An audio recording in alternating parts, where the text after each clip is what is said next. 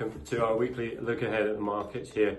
And well, it's been quite a week in the UK in particular. We've seen some very volatile trading across UK gilts, across sterling, and by Friday the Chancellor Kwasi Kwarteng was removed from office by the PM Liz Truss. We wait to see what happens this week with the Bank of England's gilt market intervention coming to an end on Friday. So Monday morning will be interesting, no doubt, in the UK bond market, and that could have implications for the pound as well, of course. Sterling was volatile last week. We saw volatile moves in the stock market with a hot US inflation reading, seeing futures tumble to two-year lows before a massive rally on Thursday.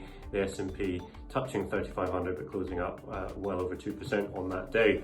So it's been quite an interesting week. We've got earnings season underway. The big banks reporting on Friday, getting things off to a decent start. We saw numbers that maybe weren't quite as bad as expected. JP Morgan actually beat on EPS at $3.12 as about $2.90 expected. So JP Morgan pretty solid at the moment. Looking ahead to this week, it's really all about earnings season. We've got Tesla coming up, we've got Netflix, Snap, American Express, Bank of America, Goldman Sachs, among others. Looking at Netflix, we'll just try and tease out a couple here. We've got Netflix, which has just announced its new ad-supported platform, $6.99 a month, cheaper version of the streaming service. That's going to be one that some analysts think will support growth, particularly as the economic situation means people have less money in their pockets to spend each month. So that is seen as being a driver of growth. There is a question mark though about whether or not it sees people sort of spin down from more expensive packages to the lowest package in order to trim their monthly outgoings.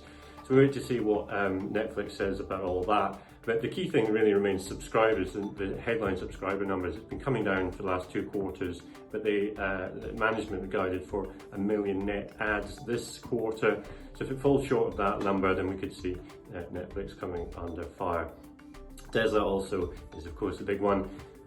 Its stock has been performing pretty meekly of late, and that's to do with, well, that's for many reasons. Chief among them is of course this Twitter deal that Elon Musk has needs to complete by the end of the month, but also because Tesla's struggling with deliveries. It did post a record number in the quarter, but it fell short of expectations.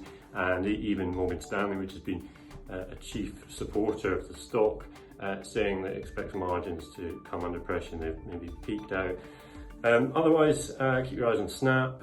It reported pretty weak earnings back in July, sent shockwaves through the digital advertising space, and we wait to see whether or not there's been any improvement there over the last 3 months.